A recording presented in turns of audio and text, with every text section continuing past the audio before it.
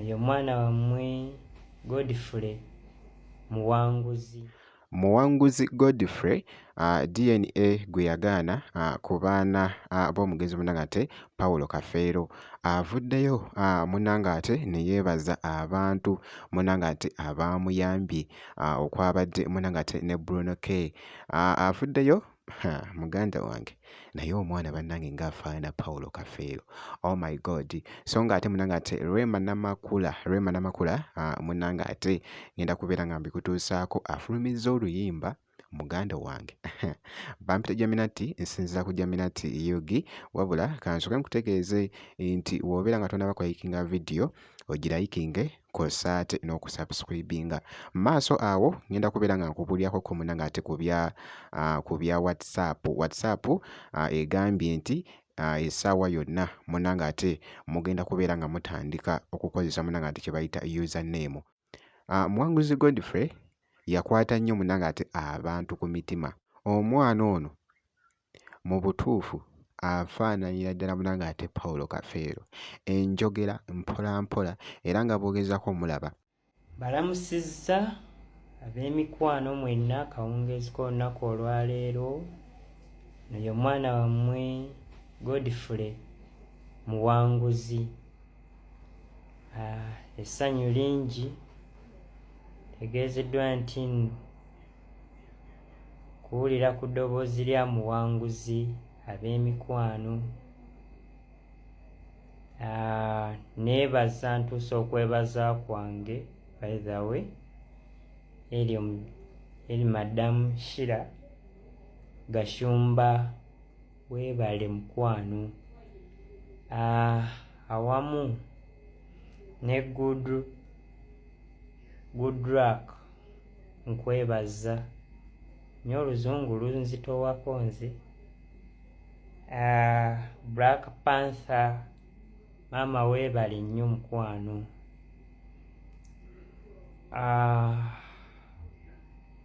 Barrister Timo weebale ssebo, weebale muganda wange.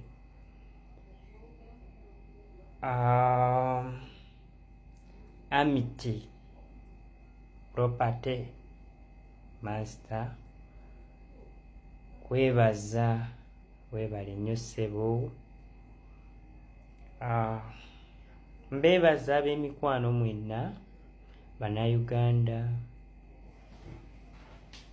mwebale ku lw'omwana wammwe Muwanguzi Godfrey,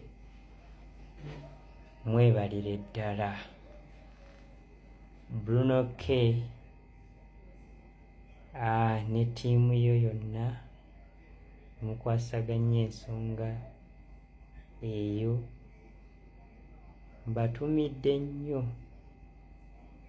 Saa Mukama abeere wamu nammwe. Bye bye.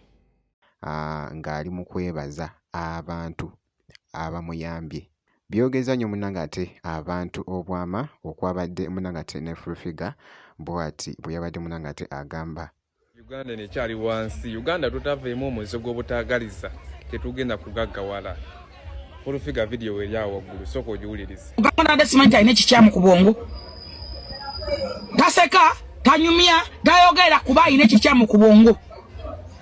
Oluvannyuma lwa Brunako kusonda ssente, maama yabyononyeno nakuba baagala kamera. Ayogera omwana bamusaba tetujja kusobola bamuwa kubanga tali oke, aliko ekikyamu, tali fine. Kwe kunyinyibala okwo kwanyinyibala ne mulowooza mbu atunula mbu afaana Kafeero.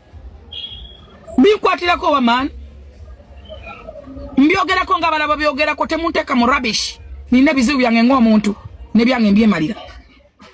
Bikyakutte nnyo munnange ate akati. So Muwanguzi munnange ate Godfrey. Nkwongeddeyoko wali munnange ate Rema Namakula nga bw'ogezaako okulaba akatambi ako, yasobodde munnange ate okubeera nga aseetinga oluyimba munnange ate onzise. Oluyimba luno munnange ate onzise ku mulundi guno yalukoze munnange ate ne mwana mulenzi muyite munnange ate Dax Vibes. Muganda wange ekiri mu luyimba eddoboozi lya Dax Vibes olimanyi munnange ate, n'eryomukyala munnange ate Rema Namakula nalyo olimanyi bulungi. So simanyi oba waaluceekinzeeko ku pulojekiti yaabwe eno munnange ate onzise. Babadde nga bali muyooyota munnange ate akaviiri. Mwana mulenzi ono munnange ate gwe yeesiga obulungi.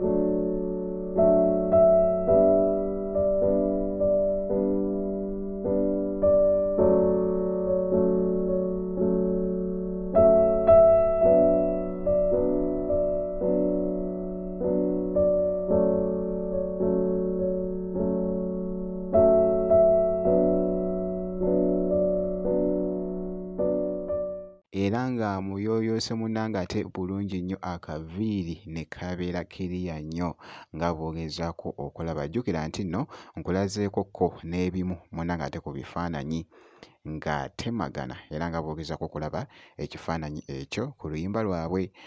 Onzise ne Dax Vibes. So nga nkwongeddeyoko munnange nga bwe nkutandisizza nti nno WhatsApp munnange ate tewakyali kuddamu kukozesa munnange ate ennamba. Nti nno oli omuwe munnange ate ennamba nti ojja kunkonekitinga munnange ate ku WhatsApp oba mpa ku nnamba yo eya WhatsApp tebikyaliwo.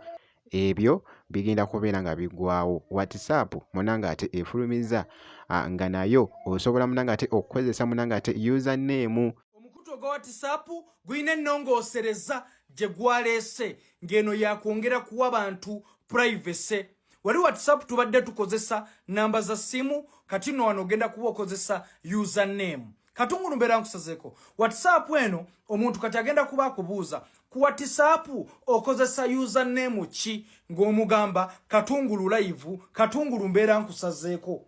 Oluteekamu bwati Katungulu mbeera nkusazeeko, Katungulu live ng'ojja ku WhatsApp akwadinga. Kitegeeza ennamba yoba otayagala kugiwa tebajja kugifuna.